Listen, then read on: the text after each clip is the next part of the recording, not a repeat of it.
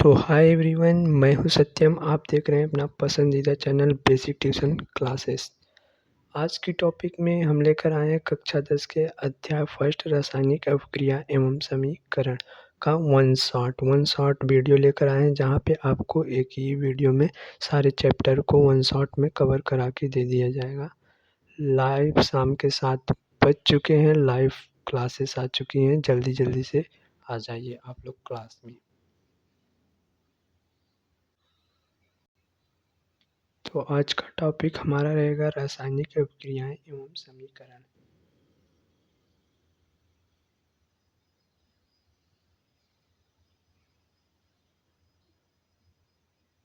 आज का टॉपिक हमारा रहेगा रासायनिक अभिक्रियाएं एवं समीकरण, क्लास 10 का अध्याय फर्स्ट का वन शॉट आया है। वन शॉट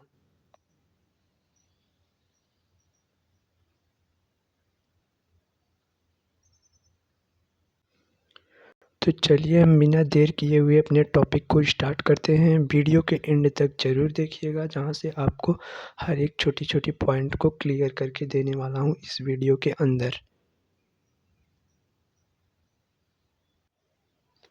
प्यारे बच्चों, कक्षा 10 के विज्ञान की मैं एनसीईआरटी बुक से ये सारे चीज़ों को बना कर के लाया हूँ। सारे क्वेश्चन, ये सब टॉपिक हम एनसीईआरटी बुक से लाए हैं। एनसीईआरटी बुक से लाए हैं, एनसीईआरटी बुक से ही लाए हैं। यहाँ पे आप देख सकते हैं, हम एनसीईआरटी बुक से ही लाए हैं सारे क्वेश्चन को। तो पहला टॉपिक हमारा है कि रासायनिक अभिक्रिया होता क्या है। पहला टॉपिक आज का हमारा रहेगा कि रासायनिक अभिक्रिया होता क्या है। रासायनिक अभिक्रिया होता क्या है।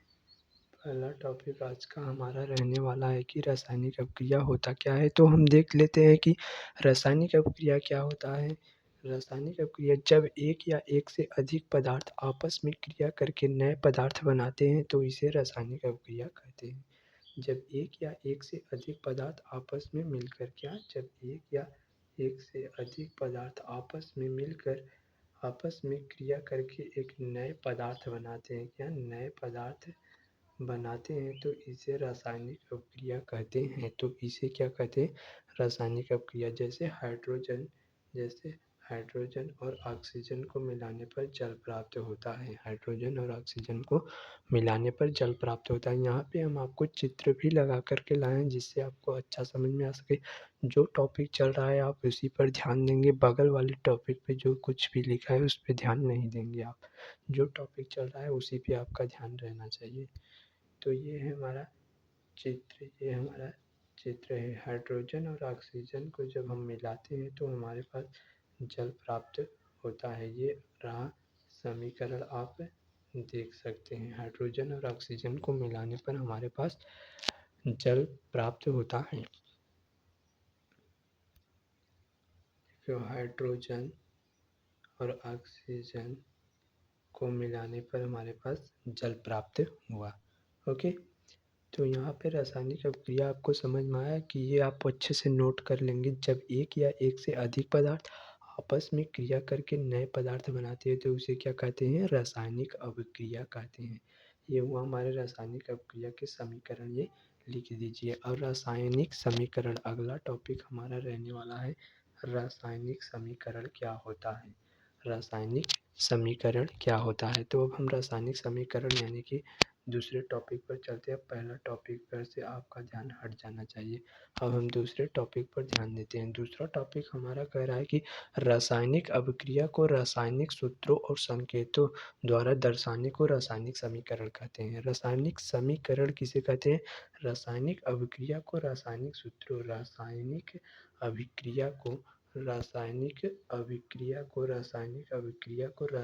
समीकरण, यहाँ पे ध्यान दीजिए। रासायनिक सूत्रों और संकेतों द्वारा दर्शाने के लिए रासायनिक समीकरण कहते हैं। दर्शाने को रासायनिक समीकरण कहते हैं। जैसे हमारा रासायनिक समीकरण क्या क्या है, यहाँ पे आप देख सकते हैं CH4 और 2O2 और यहाँ पर हमारा प्राप्त हुआ CO2 और 2H2O। तो इसी को कहा जाता है रासायनिक समीकरण। रासायनिक अभिक्रिया है। रासायनिक अभिक्रिया को जब हम सूत्रों के द्वारा यानी संकेतों के द्वारा, सूत्रों के द्वारा जब ऐसे ही दर्शा देते हैं तो इसको कहते हैं रासायनिक समीकरण। इसको क्या कहते हैं? रासायनिक समीकरण कहते हैं। यहाँ पे आप इसको नोट करेंगे अच्छे से, अपने कॉपी पे इसको नोट करेंगे। और रासायनिक समीकरण को संतुलित करना आवश्यक है। रासायनिक समीकरण को क्या करना आवश्यक है? रासायनिक समीकरण को संतुलित करना बहुत ही आवश्यक है। रासायनिक समीकरण को संतुलित करना आवश्यक है। रासायनिक समीकरण को संतुलित करना आवश्यक है। रासायनिक समीकरण को संतुलित करना आवश्यक होता है ताकि दोनों ओर परमाणुओं की संख्या समान हो सके। रासायनिक समीकरण को हम संतुलित क्यों करते हैं? कोई बता सकता है रासायनिक समीकरण को हम संतुलित क्यों करते हैं?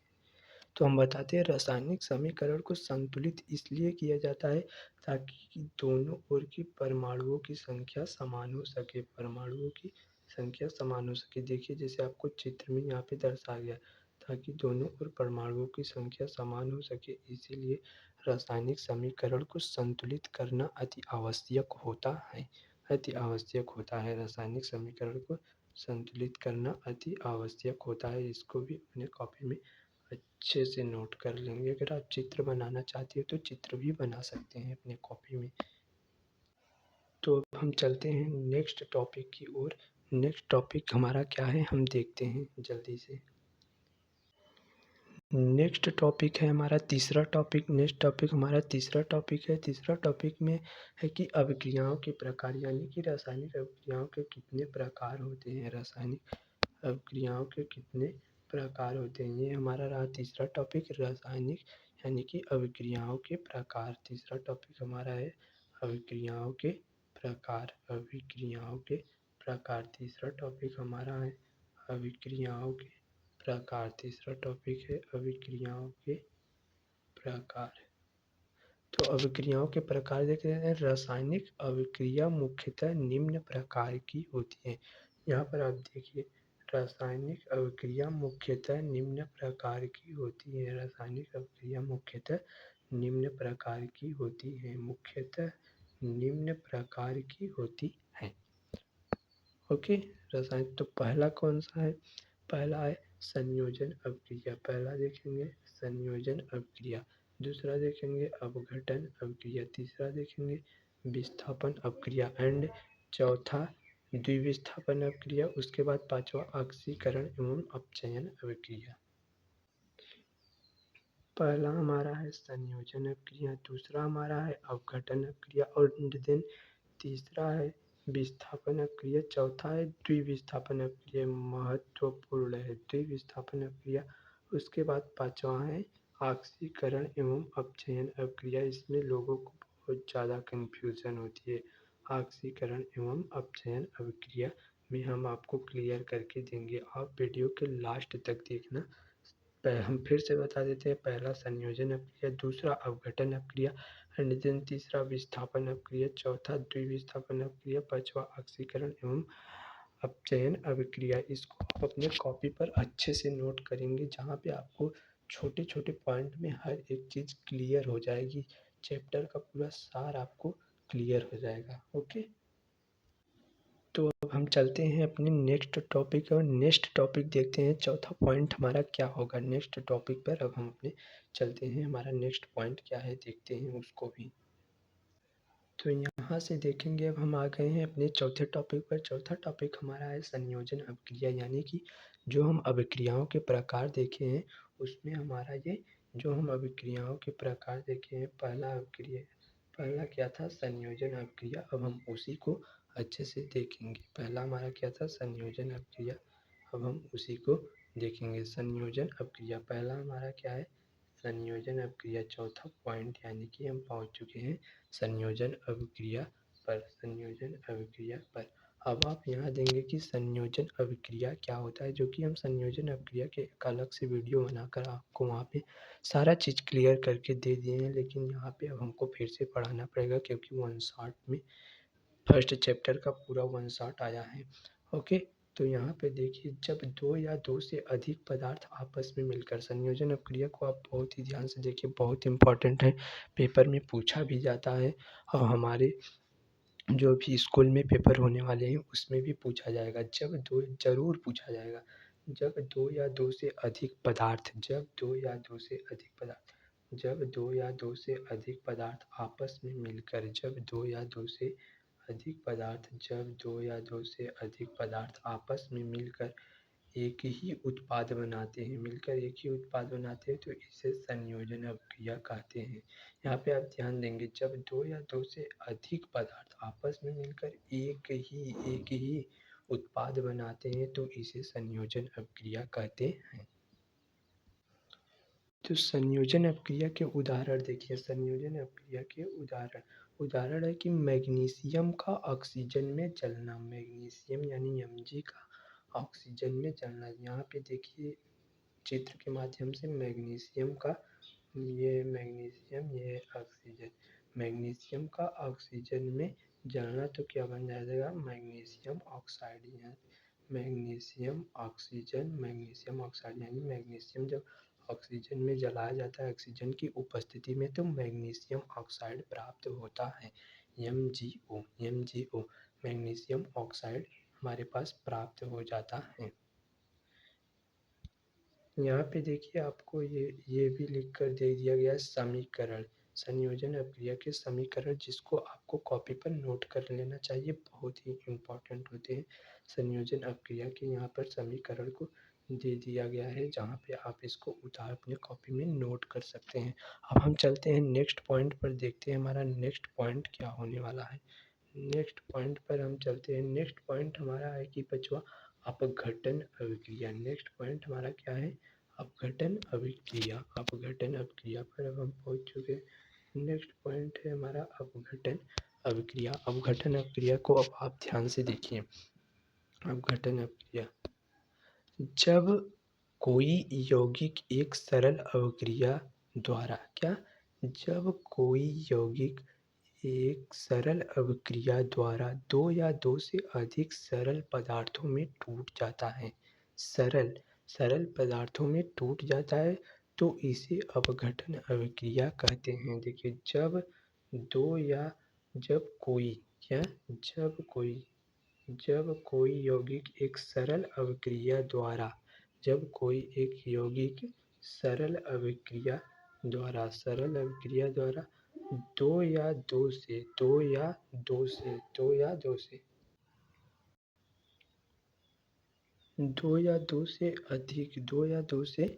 अधिक सरल पदार्थों में टूट जाता है, दो या दो से अधिक सरल पदार्थों में टूट जाता है, तो इसे अपघटन अभिक्रिया कहते हैं। अपघटन अभिक्रिया कहते हैं। हमारा यहाँ पे उदाहरण दिया गया, उदाहरण है कि कैल्शियम कार्बोनेट को ताप देने पर विघटित, ताप यानी गर्म करने पर विघटित, यहाँ पे देखिए ताप दिया जा रहा है, ये विघटित हो जाएंगे, यानी कि ये संयोजन अपक्रिया का उल्टा होता है। देखिए संयोजन अपक्रिया में तो ये इतने को क्या बोलते हैं, उत्पाद, इतने को बोलते हैं उत्पाद, इसको बोलते हैं उत्पाद, उत्पाद, उत्पाद, इतने को बोलते हैं उत्पाद। और जो हमारा यहाँ पे बन के तैयार होता है, नहीं, इसको बोलते हैं अभिकारक, सॉरी गलती हो गई, गलती, इसको बोलते हैं अभिकारक, इतने को क्या बोलते हैं, अभिकारक, इतने को बोलते हैं अभिकारक। अभी इसको आप नोट कर लेंगे, ये भी बहुत ही अच्छा पॉइंट है, ये कॉपी पर, इसको बोलते हैं अभिकारक। और जो यहाँ पर बन के तैयार होता है, ये हमारा क्या होता है, उत्पाद, ये क्या होता है, उत्पाद, ये हमारा होता है उत्पाद, जो हमारा बन कर के तैयार होता है वो होता है उत्पाद। और जो यहाँ स्टोरी होते हैं, जितना भी, ये सारे अभिकारक होते हैं। ओके, ये सारे अभिकारक होते हैं।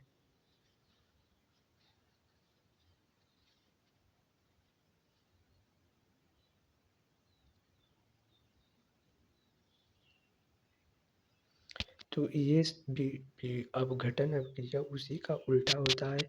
यहाँ पे एक ही पदार्थ, यहाँ पर एक ही पदार्थ होता है, यहाँ पर एक ही पदार्थ ताप देने पर यानी कि कैल्शियम कार्बोनेट को, ये है कैल्शियम कार्बोनेट CaCO3, इसको ताप देने पर ये दो अलग अलग पदार्थों में टूट जाता है, दो या दो से अधिक सरल पदार्थों में टूट जाता है। ये किस में टूट जाता है? दो या दो से अधिक सरल पदार्थों में टूट जाता है। तो इसका भी समीकरण यहाँ पर दे दिया गया है, जिसको आप नोट कर सकते हैं अपने कॉपी में। यहाँ पे देखिए, एक ही पदार्थ को ताप देने पर यानी कि गर्म करने पर वो दो अलग अलग पदार्थों में टूट जाता है, वो दो अलग अलग पदार्थों में टूट जाता है।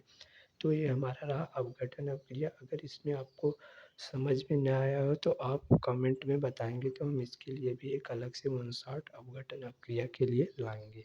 संयोजन अपक्रिया और अपघटन अपक्रिया में अंतर के लिए भी वीडियो हम आपको लाएंगे। अगर आपको चाहिए तो कमेंट करिएगा। अब हम चलते हैं अपने नेक्स्ट पॉइंट पर, देखते हैं नेक्स्ट पॉइंट, छठा पॉइंट हमारा क्या होगा।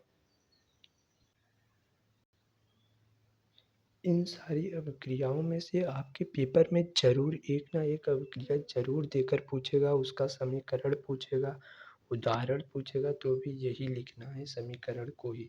ज़रूर से ज़रूर पूछेगा, आपके पेपर में पूछेगा, चाहे वो छमाही हो या तिमाही हो या फाइनल बोर्ड एग्ज़ाम हो, तब भी ये क्वेश्चन पूछेगा ही पूछेगा। ओके, तो हम नेक्स्ट पॉइंट पर चलते हैं, छठा पॉइंट पर, जहाँ पे हमारा छठा पॉइंट होने वाला है। हमारा छठा पॉइंट होने वाला है विस्थापन अभिक्रिया। हमारा छठा पॉइंट क्या होने वाला है? विस्थापन अभिक्रिया। हमारा छठा पॉइंट विस्थापन अभिक्रिया वाला होने वाला है। तो छठा पॉइंट हम देखेंगे विस्थापन अभिक्रिया क्या है। विस्थापन अभिक्रिया, विस्थापन अभिक्रिया। अब आप यहाँ पे ध्यान देंगे छठे पॉइंट पर, ध्यान दें कि जब अधिक सक्रिय धातु, क्या? जब अधिक सक्रिय धातु, यानी सक्रिय मतलब मजबूत, उसके बंध बहुत मजबूत होते हैं। जब अधिक सक्रिय धातु, जब अधिक सक्रिय धातु कम सक्रिय धातु को उसके यौगिक से विस्थापित कर देती है, उसके यौगिक से विस्थापित कर देती है, उसे ही विस्थापन अभिक्रिया कहते हैं। देखिए, जब अधिक सक्रिय धातु यानी कि मजबूत, ये क्या है? सक्रिय। लोहा क्या होता है? मजबूत होता है। अधिक सक्रिय धातु ये क्या है? मजबूत, ये है लोहा। जब अधिक सक्रिय धातु कम सक्रिय धातु को, ये क्या है? कम सक्रिय धातु, पानी है, कम सक्रिय धातु को उसके यौगिक से, यानी ये क्या है? ये तत्व है, और ये क्या है? यौगिक है।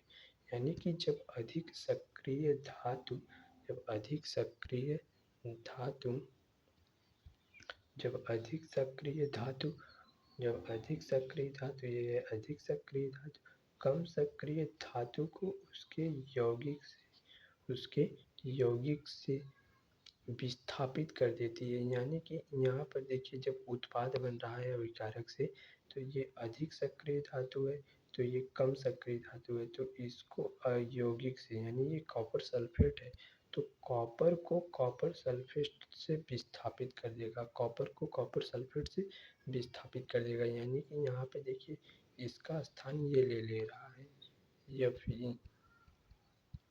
यहाँ पे देखेंगे तो इसका स्थान कौन ले ले रहा है? Fe। इसका स्थान कौन ले ले रहा है? Fe। देखिए, CuSO4 इस साइड है, इस साइड जाएगा तो यहाँ पे Fe हो जाएगा, Cu की जगह FeSO4, और Cu को अलग कर देगा, Cu को अलग कर देगा। यानी कि आप समझे, ये A है, ये प्लस AB है, और यहाँ पर ये इसको विस्थापित कर दे रहा है। ये B और C है, ये B और C है, सॉरी, ये A है, ये B प्लस C है। यहाँ पे ये A वाला B को विस्थापित कर देगा, यहाँ पे क्या बन जाएगा?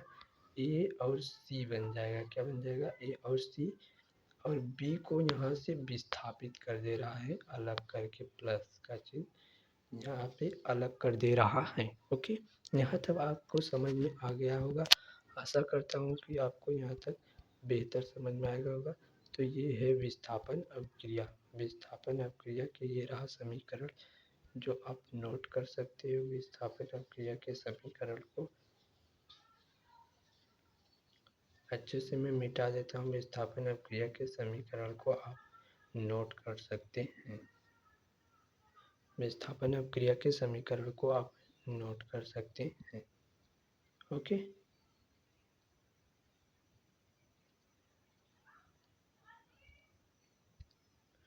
ये रहा विस्थापन अपक्रिया के समीकरण को आप नोट कर सकते हैं कॉपी में।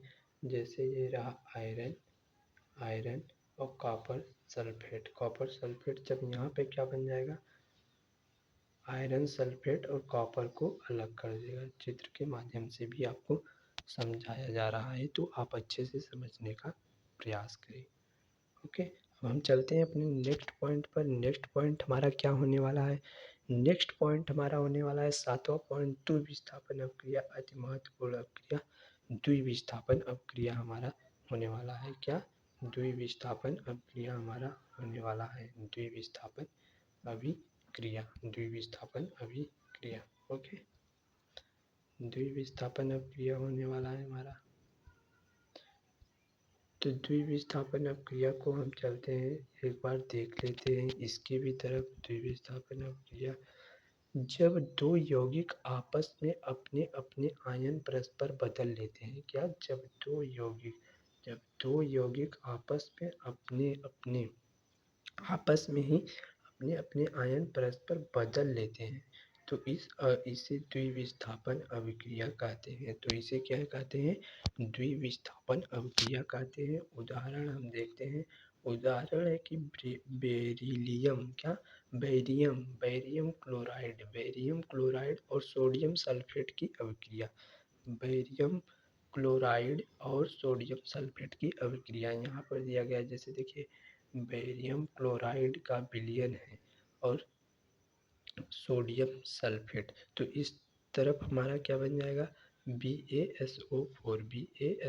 ये हमारा क्या है? अवक्षेप। ये हमारा क्या है? अवक्षेप। देखिए यहाँ पे अवक्षेप को दर्शाया गया है हमारा 2NaCl, यानी सोडियम क्लोराइड। BaSO4 यानी कि बेरियम सल्फेट और सोडियम क्लोराइड हमारा प्राप्त हो रहा है। यहाँ पर भी समीकरण को दिया गया है। यहाँ पर समीकरण को दिया गया है, आप नोट कर सकते हैं। यहाँ पर समीकरण को दे दिया गया है। समीकरण को यहाँ पर दिया गया है, आप अपने कॉपी पर नोट कर सकते हैं। देखिए, अवक्षेप को अगर जहाँ पे अवक्षेप रहता है तो हम उसको कैसे दर्शाते हैं? यहाँ पे देखिए, अवक्षेप को हम ऐसे दर्शाते हैं। अवक्षेप को हम हर समय इस तरीके के चिन्ह से दर्शाते हैं। अवक्षेप को हम हमेशा इस तरीके से दर्शाते हैं और गैस को हमेशा इस तरीके से दर्शाते हैं। ओके, गैस को हम इस तरीके ऊपर वाले तीर से दर्शाते हैं और अवक्षेप को इस वाले तीर से दर्शाते हैं। गैस को इस वाले तीर से दर्शाते हैं। देखिए, यहाँ पर हमारा अवक्षेप था, अवक्षेप यहाँ पर था, इसीलिए इस वाले तीर से दर्शाया गया। ओके, तो अब हम चलेंगे अपने नेक्स्ट पॉइंट, 8वें पॉइंट पर चलते हैं। अपने नेक्स्ट पॉइंट यानी कि 8वें पॉइंट पर चलते हैं। ओके,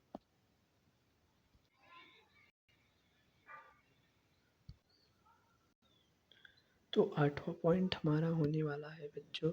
8वां पॉइंट हमारा होने वाला है कि आक्सीकरण एवं अपचयन अभिक्रिया। 8वां पॉइंट हमारा होने वाला है आक्सीकरण एवं अपचयन अभिक्रिया। आक्सीकरण एवं अपचयन अभिक्रिया, यहाँ पे देख सकते हैं हमारा 8वां पॉइंट है आक्सीकरण एवं अपचयन अभिक्रिया। इसको भी आप कॉपी पर नोट करिएगा। आक्सीकरण एवं अपचयन अभिक्रिया। आक्सीकरण अभिक्रिया क्या है? सबसे पहले हम इसको देखते हैं, उसके बाद हम अपचयन अभिक्रिया को भी तो जस्ट बाद देखेंगे। आक्सीकरण अभिक्रिया हमारा है कि आक्सीकरण अभिक्रिया, यहाँ पर आप देखेंगे किसी पदार्थ में ऑक्सीजन जुड़ना या हाइड्रोजन का हटना।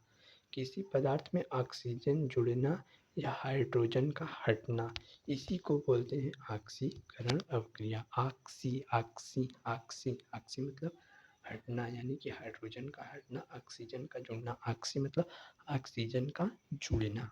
यहाँ पे आप समझ सकते हैं ऑक्सीजन का जुड़ना। समझिएगा बात को। किसी पदार्थ में, देखिए किसी भी पदार्थ में क्या, किसी भी पदार्थ में ऑक्सीजन जुड़ना, हाइड्रोजन का हटना। किसी भी पदार्थ में ऑक्सीजन का जुड़ना और हाइड्रोजन का हटना ऑक्सीकरण अभिक्रिया कहलाता है। और अपचयन अभिक्रिया क्या है? अपचयन अभिक्रिया को भी हम देख लेते हैं। अपचयन, किसी पदार्थ में ऑक्सीजन का हटना, उसी का उल्टा हो जाएगा, किसी भी पदार्थ में ऑक्सीजन का हटना और हाइड्रोजन का जुड़ना अपचयन अभिक्रिया। आपको अंतर समझ में आया? आपको अंतर समझ में आ गया कि नहीं आ गया? ऑक्सीकरण अभिक्रिया यानी कि ऑक्सी से आप समझ जाएंगे, ऑक्सी से। ऑक्सीकरण अभिक्रिया का मतलब सीधी सी बात है, ऑक्सीजन का जुड़ना और हाइड्रोजन का हटना, हाइड्रोजन का हटना, ये हो गया ऑक्सीकरण अभिक्रिया। वह किसी भी पदार्थ में ऑक्सीजन का जुड़ना, हाइड्रोजन का हटना ऑक्सीकरण अभिक्रिया। और इसी का उल्टा कर देंगे अपचयन अभिक्रिया में। अपचयन अभिक्रिया मतलब हाइड्रोजन का जुड़ना और ऑक्सीजन को हटना, ऑक्सीजन का हटना, यही हो गया अपचयन अभिक्रिया। अब हम उदाहरण देख लेते हैं। सिंपल सी बात है, सिंपल, इसी में बच्चे फंसते हैं, जबकि ये सिंपल सी बात है, सिंपल सी बात है। तो उदाहरण में हम देख लेते हैं, उदाहरण हम देख लेते हैं।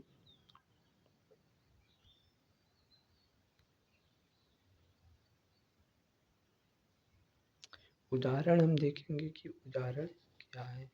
उदाहरण हमारा है कि कॉपर ऑक्साइड का हाइड्रोजन द्वारा अपचयन। क्या? कॉपर ऑक्साइड का हाइड्रोजन द्वारा अपचयन, कॉपर ऑक्साइड का हाइड्रोजन द्वारा अपचयन। हम ये देख लेते हैं उदाहरण। देखिए कॉपर ऑक्साइड, ये है कॉपर ऑक्साइड, ये है हाइड्रोजन। और यहाँ पे देखिए कॉपर ऑक्साइड था, ऑक्साइड, तो यहाँ पर कॉपर ऑक्साइड था, तो यहाँ पर कॉपर भी बस बचा, ऑक्सीजन हट गया, हट गया। यानी कि अपचयन मतलब, अपचयन मतलब ऑक्सीजन का हटना, ऑक्सीजन का हटना। तो देखिए ऑक्सीजन हटा कि नहीं हटा, आप देखेंगे ऑक्सीजन हटा कि नहीं हटा, आप देखेंगे ऑक्सीजन हटा कि नहीं हटा। देखिए जैसे ये हमारा है अभिकारक, इतना हमारा अभिकारक है, ये हमारा उत्पाद है, ये हमारा उत्पाद है। तो देखिए यहाँ पर कॉपर ऑक्सीजन इसके साथ था, ऑक्सीजन इसके साथ था, यहाँ पर देखिए ऑक्सीजन हट गया, ऑक्सीजन हट गया और हाइड्रोजन के साथ जुड़ गया, हाइड्रोजन के साथ जुड़ गया। तो ये कौन सी हुई? अपचयन अभिक्रिया। यहाँ पे ऑक्सीजन हट रहा है और हाइड्रोजन के साथ जुड़ रहा है, तो ये हो गया अपचयन अभिक्रिया। ऑक्सीकरण अभिक्रिया कैसे होता? वहाँ पे ऑक्सीजन जुड़ रहा होता और हाइड्रोजन हट रहा होता, ये हो गया ऑक्सीकरण अभिक्रिया। तो यहाँ पर आपके समीकरण दिया गया है, समीकरण यहाँ पे देखेंगे आपको दिया गया है, यहाँ पे समीकरण आपको दे दिया गया है। यहाँ पे देखिए CuO, ये क्या है? अपचायक पदार्थ, ये भी पूछता है CuO क्या है? अपचायक पदार्थ कौन सा है? इसमें में से अपचायक पदार्थ दे देगा, इसको पूछेगा इसमें में से अपचायक पदार्थ कौन सा है? अपचायक पदार्थ, तो ये है अपचायक। CuO क्या है? अपचायक, क्योंकि इसमें में से निकल रहा है। और ये क्या है? ऑक्सीकारक, क्योंकि इसमें जुड़ रहा है, ऑक्सीजन इस जिसमें जुड़ेगा वो ऑक्सीकारक और जिसमें में से ऑक्सीजन निकलेगा वो अपचायक। तो यहाँ पर आशा करता हूँ कि आपको बहुत ही अच्छा समझ में आया होगा। अब हम चलते हैं अपने नेक्स्ट पॉइंट पर। नेक्स्ट पॉइंट हमारा क्या होगा, हम उसको देखते हैं। तो फाइनली हम पहुंच चुके हैं एक ऐसे टॉपिक पर, एक ऐसे टॉपिक पर पहुंच चुके हैं जो कि हर एक पेपर में, हर एक सेट में लगभग लगभग आता ही आता है। 99% चांस होते हैं इसके आने की, संक्षारण, जो कि हमारा टॉपिक है संक्षारण। ये बहुत सारे इसके संक्षारण के बचाव के उपाय, संक्षारण क्या होता है, ऐसे ऐसे टॉपिक आते हैं। हम आपको क्वेश्चन भी करवा देंगे इसके ऊपर, बहुविकल्पी प्रश्न भी आप कमेंट करेंगे तो लेकर के आएंगे। तो ये बहुत ही इम्पॉर्टेंट टॉपिक है जिसको आपको समझना बहुत ही अति आवश्यक है। संक्षारण के बचाव के उपाय भी बहुत पेपर में पूछे जाते हैं, बहुत ज़्यादा पूछे जाते हैं। तो हम पहुंच चुके हैं संक्षारण, संक्षारण। अब हम देखेंगे संक्षारण, संक्षारण टॉपिक क्लियर करेंगे अपना। संक्षारण क्या होता है, संक्षारण क्या होता है, यहाँ से हम क्लियर करेंगे। तो देखिए संक्षारण, अब आप यहाँ पे ध्यान देंगे, ध्यान, जब धातु ऑक्सीजन और नमी की उपस्थिति में, क्या? जब धातु ऑक्सीजन, धातु, धातु क्या है? ये है, ये हमारा धातु होता है। जब धातु ऑक्सीजन और नमी, ऑक्सीजन यानी कि O और नमी, जो नमी रहती है, जब धातु ऑक्सीजन और नमी की उपस्थिति में धीरे धीरे नष्ट हो जाती है। देखिए ये पहले इस तरीके से थी जो चमक रही थी, अब ये धीरे धीरे नष्ट होने लगी है। नष्ट, देखिए मोर्चा लग गए हैं इस पे, जो मोर्चा छोड़ने लगता है। जब धातु ऑक्सीजन और नमी की उपस्थिति में धीरे धीरे, जब धातु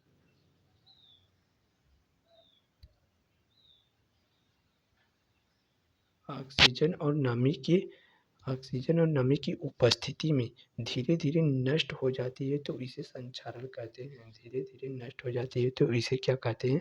संक्षारण कहते हैं। जब धीरे धीरे नष्ट हो जाती है तो उसी को ही, जब धीरे धीरे नष्ट हो जाती है तो उसी को ही हम क्या कहते हैं? संक्षारण कहते हैं। उसी को ही हम संक्षारण कहते हैं। उदाहरण क्या होगा? उदाहरण है कि लोहे की कील पर जंग लगना। ये क्या है? लोहा का कील है, लोहे की कील पर जंग लगना। लोहे की कील पर, लोहे, उदाहरण हमारा है कि लोहे की कील पर जंग लगना। लोहे की कील पर जंग लगना, ये देखिए नई लोहे की कील है। ये क्या है? नई लोहे की कील है। फिर जब इस पे जंग लगी तो जंग लगी कील कैसी हो जाती है? यहाँ पे आपको चित्र भी लिया है, लेकर आया हूँ बना के, ताकि आपको बहुत ही अच्छे तरीके से समझ में आ चुके। देखिए ये नई लोहे की कील है और ये हमारी जंग लगी हुई कील है। देख ली, जब जंग लगता है तो धीरे धीरे कील नष्ट होने लगती है। तो हम इसका बचाव कैसे कर सकते हैं, ये भी पेपर में बहुत ही ज़्यादा पूछा जाता है।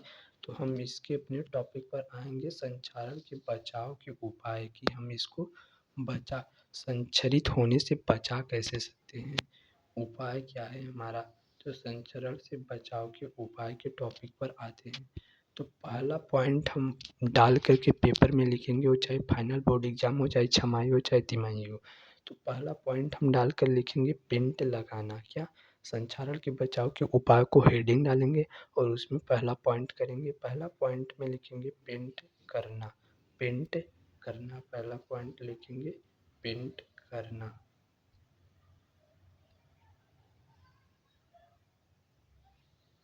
पेंट करना। दूसरा पॉइंट डालकर उन्हें उसी में लिखेंगे ग्रीस या तेल लगाना। ये तो आप दैनिक जीवन में देखते ही होंगे, ग्रीस और तेल लगाना, ग्रीस और तेल लगाना। दूसरा क्या होगा? जस्तीकरण, यानी कि हम उस पे जिंक की चादर चढ़ा सकते हैं, जिंक की चादर चढ़ा सकते हैं, जस्तीकरण। और ये देखिए लास्ट पॉइंट हमारा है कि मिश्र धातु बनाना, यानी कि, और जैसे जैसे क्या, जैसे में यहाँ पे आप देख सकते हैं स्टेनलेस स्टील, स्टेनलेस स्टील यानी कि मिश्र धातु, यानी कि दो अलग अलग धातुओं को मिलकर उसको तब बना के उस पर लगा देना। तो ये हमारा रहा संक्षारण से बचाने के उपाय। बहुत ही इम्पोर्टेंट टॉपिक है, बहुत बहुत बहुत ज़्यादा important, very very very very very very very very very important topic ये हमारा है, very very very important topic हमारा है। अब हम चलते हैं नेक्स्ट पॉइंट अपना देखते हैं, जो कि हमारे हिसाब से होने वाला है कि अब ये लास्ट टॉपिक है जहाँ से हमारा चैप्टर एंड हो जाता है।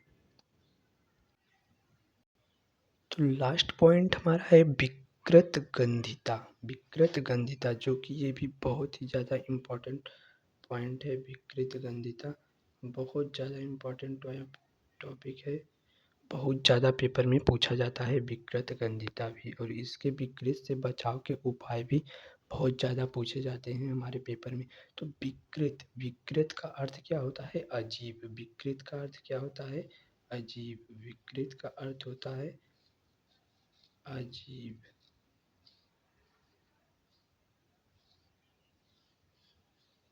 विकृत का अर्थ क्या होता है? अजीब। और गंधिता का मतलब होता है गंध, यानी कि अजीब गंध। इसको हम अच्छे से समझ सकते हैं। विकृत का अर्थ होता है अजीब, विकृत का अर्थ होता है अजीब। विकृत मतलब अजीब और गंधिता मतलब गंध, यानी कि अजीब गंध। विकृत गंधिता मतलब अजीब गंध, अजीब गंध। ओके, विकृत गंधिता मतलब अजीब गंध, अजीब गंध।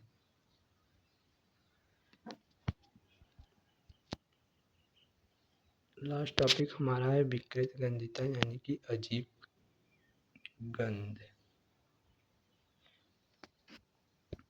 तो अब हम इसको पढ़ते हैं कि आप सुनिएगा ध्यान से। जब वसा या तेल हवा के संपर्क में आकर जब वसा या तेल हवा के संपर्क में आकर ऑक्सीजन के कारण अवघटित हो जाते हैं। अवघटित मतलब टूट जाते हैं, या अपघटित मतलब टूट जाते हैं। जब वसा या तेल हवा के संपर्क में आकर ऑक्सीजन के कारण अवघटित हो जाते हैं तो उनकी गंध व स्वाद बदल जाता है। तो उनका गंध व स्वाद कैसा हो जाता है? बदल जाता है। तो इसे विकृत गंधिता कहते हैं। जब वसा या तेल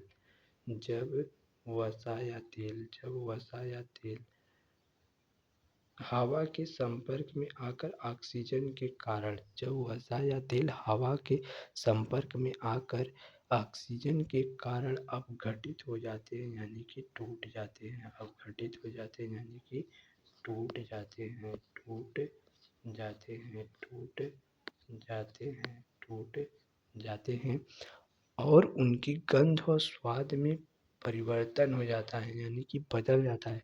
तो इसे ही विकृत गंधिता कहते हैं।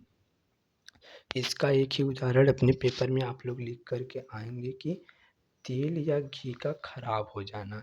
इसका उदाहरण क्या है? तेल या घी का खराब हो जाना, तेल या घी का खराब हो जाना, तेल या घी का खराब हो जाना। तो इसको हम इरेज कर देते हैं थोड़ा सा। तेल या घी का खराब हो जाना, तेल या घी का खराब हो जाना।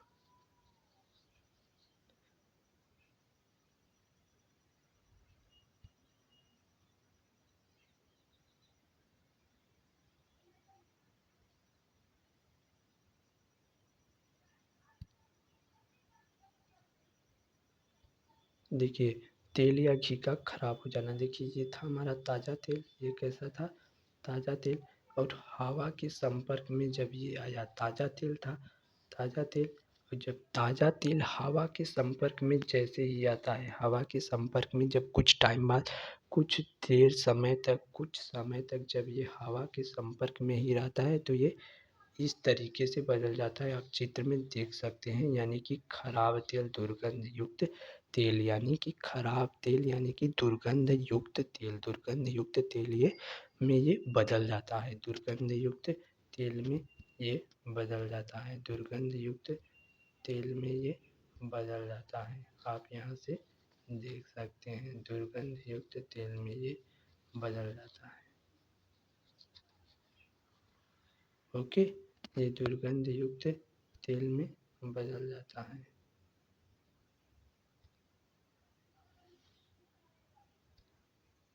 ये था हमारा ताज़ा तेल। और जब ये हवा और नमी के संपर्क में कुछ टाइम बाद आया तो कुछ समय तक जब ये रहा तो ये खराब तेल में परिवर्तित हो गया, यानी कि खराब तेल यानी कि दुर्गंध युक्त तेल में परिवर्तित हो। अब हम लास्ट पॉइंट देखते हैं, इसके बचाव के उपाय। इसके बचाव के उपाय।